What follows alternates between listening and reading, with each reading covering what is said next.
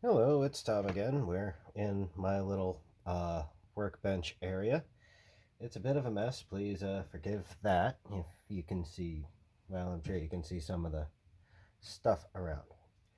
And today is a tutorial on how to strop your kitchen knife.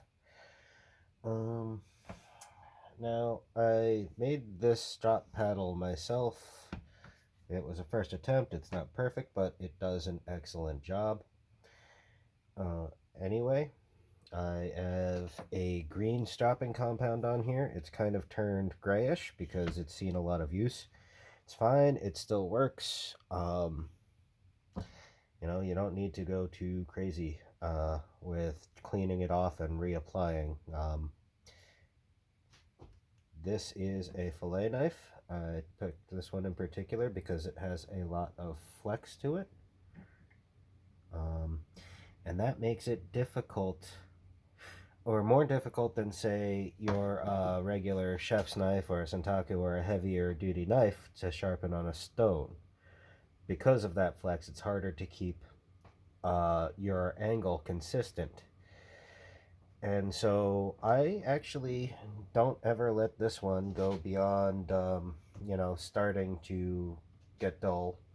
Your fillet knife, you want to be crazy sharp. You want it to just glide along the bones, separating, your meat.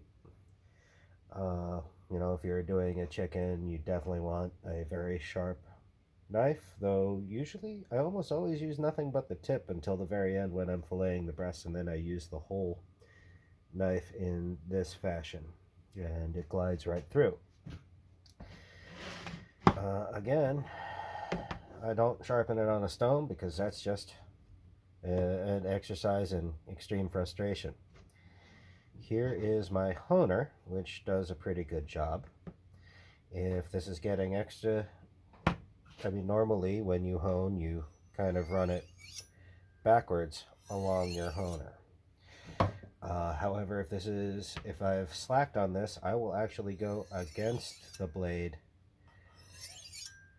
and go maybe 10 strops, 10, we'll call it 10 grinds on one side, then 10 grinds on the other, and then 9, and then 9, and go back and forth. You'll create a burr on the edge of your knife that you kind of grind away and then recreate on the other side, but you're basically reprofiling your edge when you sharpen. The honer is way finer a tool than your stone, and you're using a lot less pressure with your flexible fillet knife. And then when you're done, you still have that burr, and so you just go back and forth, back and forth. I do that 10 to 20 times to get the burr off, and it gives you a very sharp edge. However, you want like extra sharp on the fillet knife, I find, especially some of my other knives, my prep knives. Um, I like to have a very fine edge too. And what this is, the stropping board, is basically polishing it to that very fine edge where you can shave. Now, like I said, I'm using the green stropping compound. That's like an aluminum oxide and or chromium oxide. There's other finer ones that you would probably use if you wanted to use a barber strop to sharpen a shaving razor, an old-fashioned straight razor. I don't recommend it for your kitchen knives. I don't see any added value to going that intense. And the barber strop is not mounted on a plank. It is very fine polishing on a leather strap, that has a lot more give and flex to it than leather that is seated or contact cemented or however you adhere it to your board.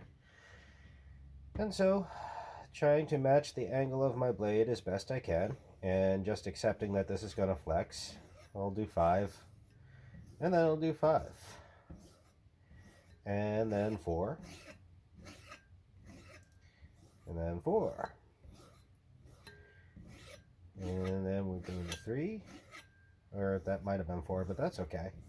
I'm just trying to keep my edge even on my knife. And it's important that, I mean, you don't have to go too crazy, but you know, you work your way down reasonably consistent. I know because I'm talking at the same time, I'm not counting great, but so I was a little bit off there. That's fine. And then, now that we did our countdown 5 and 5, 4 and 4, 3 and 3, we're just going to go back and forth. And we're going to do that maybe 10 times. You could do it 15, you could do it 20. And you're just polishing that edge. And when you're done, like, seriously, you could, well, if you're brave, you could shave your legs with it. I don't recommend it. But you will see people on the internet test this on their arm hair. I don't recommend that. But I can hold it underneath my light, and I can see the longer I go, the shinier my edge is getting. The smoother and the shinier my edge gets, and that is, you know, just exactly what it means. Exactly what you think it does. It means you're removing extremely fine amounts of metal, getting that edge down to crazy sharp consistency. Like I said, I'm not going to show you this is sharp by shaving my arm hair. Instead, there, I just cut 3 to 4 ounce leather with my fillet knife like it was butter. And that is why you hone your knife.